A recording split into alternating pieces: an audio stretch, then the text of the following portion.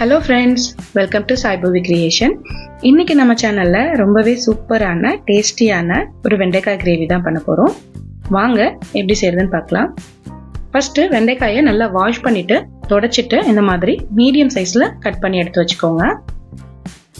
அடுத்ததாக ஒரு பேனில் கொஞ்சமாக எண்ணெய் சேர்த்துக்கோங்க. எண்ணெய் சூடானதும் கட் பண்ணி வச்சுருக்க வெண்டைக்காயை சேர்த்து வதக்கி எடுத்துக்கலாம்.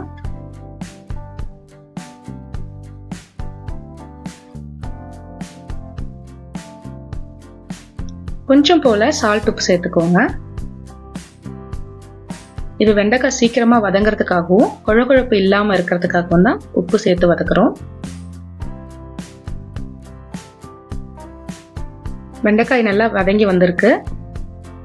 இந்த ஸ்டேஜ் வந்ததும் இதை செப்பரேட்டாக எடுத்து வச்சுக்கலாம்.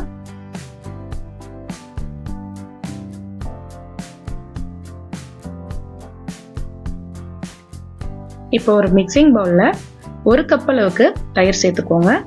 கூடவே 1 ஸ்பூன் மஞ்சள் தூள், மிளகாய் தூள், தனியாத்தூள், 1 ஸ்பூன் கரம் மசாலா, கூடவே 1 ஸ்பூன் மிளகுத்தூள் சேர்த்துக்கோங்க. இதோட 2 ஸ்பூன் போல் கசூரி மேத்தி சேர்த்துக்கோங்க. சேர்த்துட்டு நல்ல மசாலாவை மிக்ஸ் பண்ணி எடுத்து வச்சுக்கோங்க.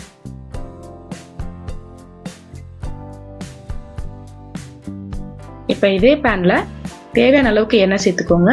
கூடவே 1 ஸ்பூன் போல் சீரகம் போட்டு சீரகம் நல்லா பொரிஞ்சு வந்ததும் 2 மீடியம் சைஸ் வெங்காயம் பொடியாக கட் பண்ணி சேர்த்துருக்கேன். அதையும் இதில் கூடவே சேர்த்து நல்லா வதக்கி எடுத்துக்கோங்க. இப்போ இது கூட 1 ஸ்பூன் போல் இஞ்சி பூண்டு பேஸ்ட்டு சேர்த்துக்கோங்க. சேர்த்துட்டு நல்லா வதக்கி எடுத்துக்கலாம்.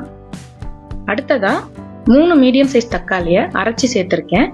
அது கூடவே நம்ம மிக்ஸ் பண்ணி வச்சுருக்க மசாலாவையும் சேர்த்து நல்லா ரெண்டும் ஒன்று சேர நல்லா கலந்து விட்டுருங்க.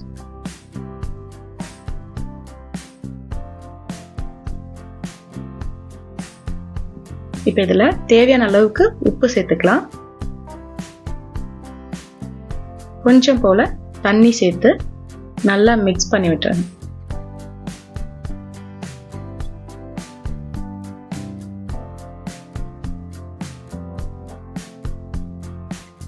ஒரு 2 நிமிஷம் போல் தட்டு போட்டு மூடி வச்சிருங்க. இந்த மசாலாவோட பச்சை வாசம் போய் எண்ணெய் பிரிஞ்சு வந்ததும் நம்ம வதக்கி வச்சிருக்க வெண்டைக்காயை உள்ள சேர்த்து நல்லா மிக்ஸ் பண்ணி வச்சுக்கோங்க.